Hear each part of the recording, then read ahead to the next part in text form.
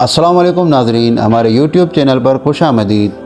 قارون جس کا ذکر قرآن مجید میں بھی آیا ہے اور یہ قورہ نامی شخص حضرت عیسیٰ علیہ السلام کی کتاب انجیل میں بھی موجود ہے۔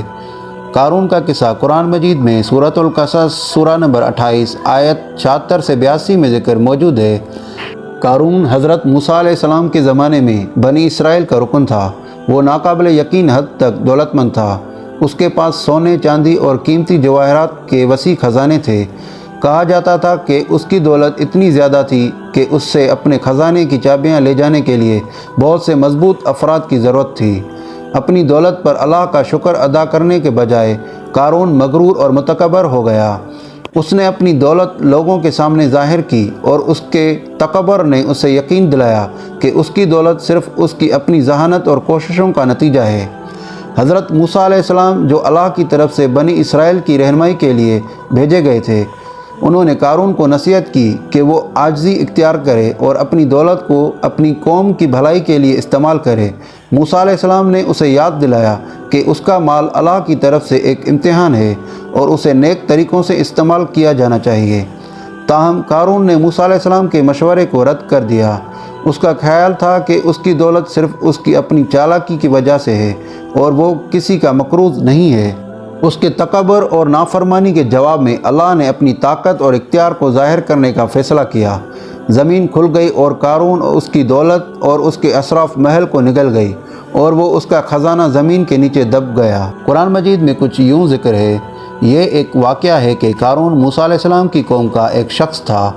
پھر وہ اپنی قوم کے خلاف سرکش ہو گیا اور ہم نے اس کو اتنے خزانے دے رکھے تھے کہ ان کی کنجیاں طاقتور آدمیوں کی ایک جماعت مشکل سے اٹھا سکتی تھی۔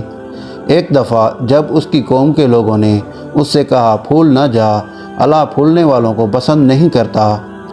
جو مال اللہ نے تجھے دیا ہے اس سے آخرت کا گھر بنانے کی فکر کر اور دنیا میں سے بھی اپنا حصہ فراموش نہ کر۔ احسان کر جس طرح اللہ نے تیرے ساتھ احسان کیا ہے اور زمین میں فساد برپا کرنے کی کوشش نہ کر، اللہ مفسدوں کو پسند نہیں کرتا۔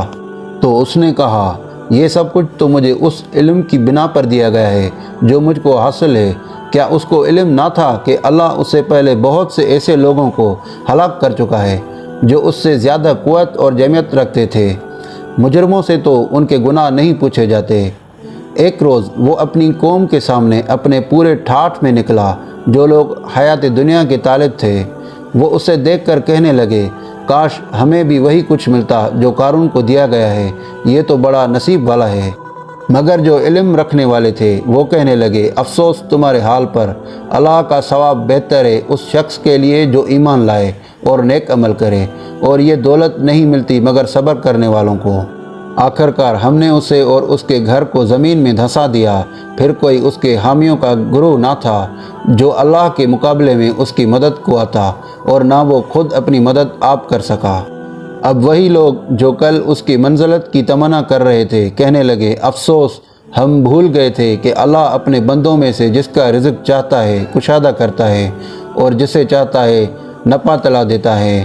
اگر اللہ نے ہم پر احسان نہ کیا ہوتا تو ہمیں بھی زمین میں دھسا دیتا۔ افسوس ہم کو یاد نہ رہا کہ کافر فلاح نہیں پایا کرتے۔ وہ آخرت کا گھر تو ہم ان لوگوں کے لیے مخصوص کر دیں گے جو زمین میں اپنی بڑائی نہیں چاہتے اور نہ فساد کرنا چاہتے ہیں، اور انجام کی بھلائی متقین ہی کے لیے ہے۔